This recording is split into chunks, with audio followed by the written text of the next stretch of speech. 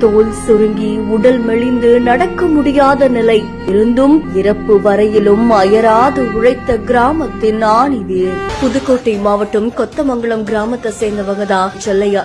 இவருக்கு 2 மகன்கள், 1 மகள் இருக்காங்களாமா. மனைவி சில வருடங்களுக்கு முன்னாடிதான் இறந்துட்டாங்க.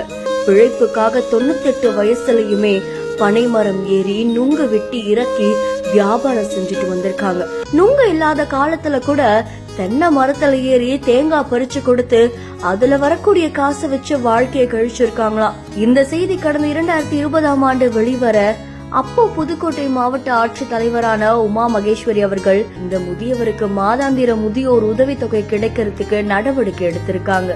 கொஞ்ச நாளுக்கு முன்னாடி கூட பனைமரம் ஏறி அதுல இருந்து நுங்கு பறிக்கிறதுக்கு முயற்சி பண்ணிருக்காங்க. நுங்கு பிஞ்சா இருக்கு, சில வாரங்கள்ல இறக்கிடலாம் அப்படின்னு சொல்லிருக்காங்களாமா. வயது மூப்ப காரணமா உயிரிழந்திருக்காங்க. அதை தொடர்ந்து செல்லையாவுடைய மகனுடைய வீட்டுலதான் அஞ்சலிக்காக வச்சிருக்காங்களாம்.